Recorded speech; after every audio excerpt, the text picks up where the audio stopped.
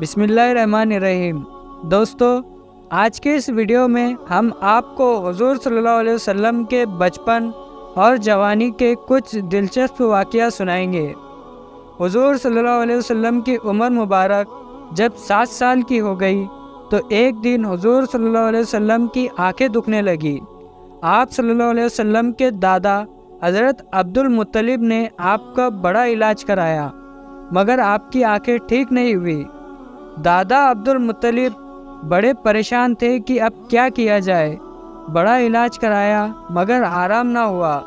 وہ پریشان بیٹھے سوچ رہے تھے کہ کسی جاننے والے نے آ کر کہا کہ ہمارے سردار آپ پریشان نہ ہو، مکہ کے قریب عکاظہ کا بازار ہے، اس بازار کے پاس ایک حکیم کا گھر ہے، بڑا قابل حکیم ہے، وہ دوائی بھی دے گا اور آپ کے پوتے پر کچھ پڑھ کر دم بھی کر دے گا۔ آپ اپنے بیٹے کو وہاں لے جائے، شاید حضور صلی اللہ علیہ وسلم کو آرام مل جائے۔ حضرت عبد المطلب بہت خوش ہوئے اور آپ نے حضور صلی اللہ علیہ وسلم کو ساتھ لیا اور اس حکیم کے پاس تشریف لے گئے۔ جب اس راہب کے مکان پر پہنچے تو مکان کو بند پایا۔ آواز دی تو لوگوں نے جواب دیا کہ ابھی دروازہ بند ہے، اب 1 سال کے بعد کھلے گا۔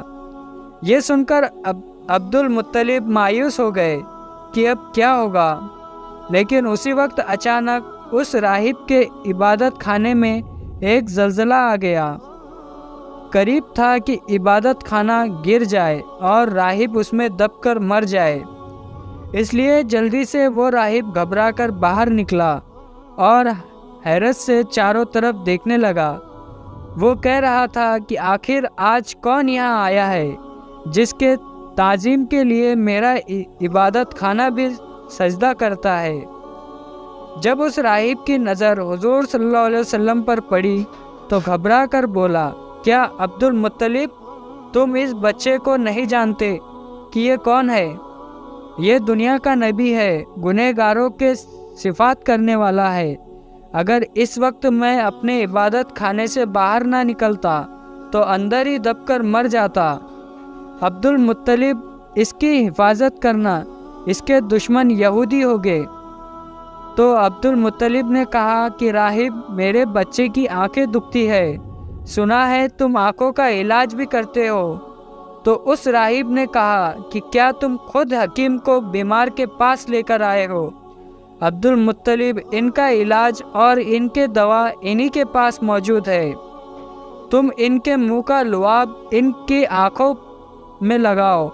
یہ سن کر عبد المطلب نے آپ صلی اللہ علیہ وسلم کے منہ کا لعاب آپ کے آنکھوں میں لگا دیا۔ جو لعاب لگانا ہی تھا کہ آپ صلی اللہ علیہ وسلم کی آنکھیں بالکل ٹھیک ہو گئی۔ اسی طرح ہجرت کے موقع پر غار ثور میں حضرت ابوبکر صدیق کو ایک سانپ نے کاٹ لیا تھا، تو آپ صلی اللہ علیہ وسلم نے اپنا لعاب لگایا تو حضرت ابوبکر صدیق رضی اللہ عنہ کے درد میں کمی آ گئی اور وہ سانپ کا زہر جاتا رہا۔ علامہ ابن راویہ نے اپنی مسند میں حضرت علی رضی اللہ عنہ سے روایت نقل کی ہے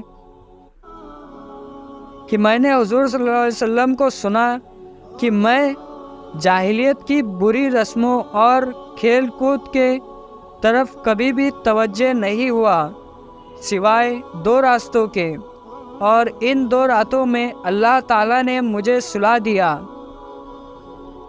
ایک رات کا واقعہ تو یہ ہے کہ مکہ کے کچھ نوجوان اور میں یعنی آپ صلی اللہ علیہ وسلم اپنے گھر کے بکریوں کے ریوڑے میں تھے، تو حضور صلی اللہ علیہ وسلم نے اپنے ساتھی سے کہا کہ ذرا میرے بکریوں کی نگرانی رکھنا تاکہ میں مکہ جا کر نوجوانوں کا کھیل دیکھ سکوں۔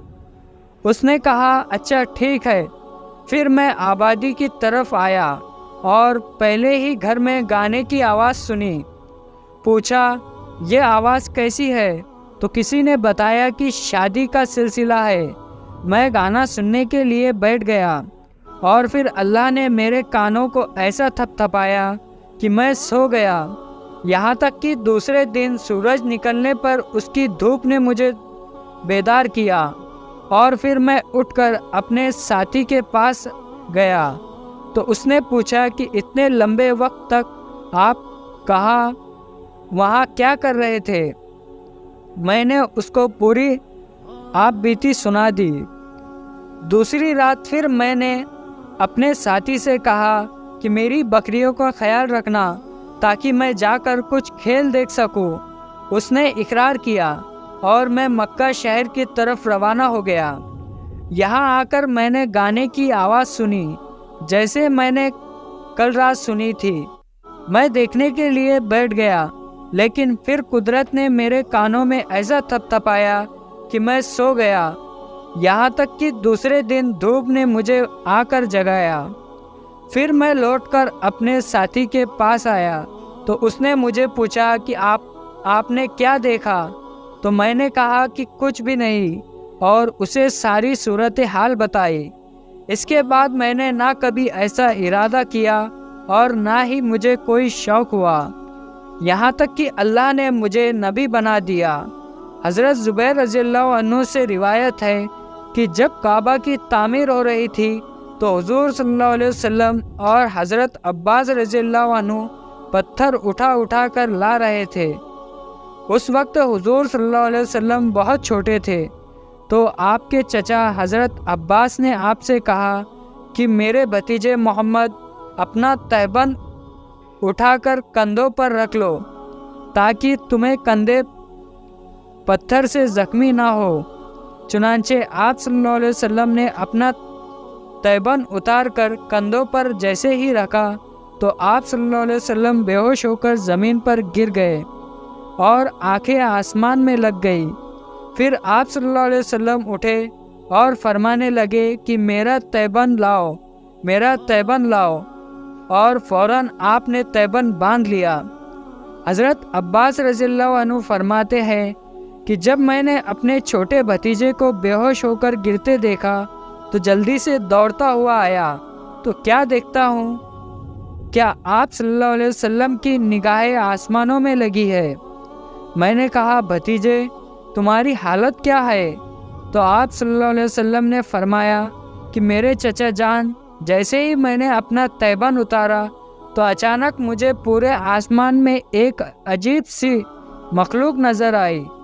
اس نے مجھے ڈانٹتے ہوئے کہا کہ محمد اپنا تہبند باندھو۔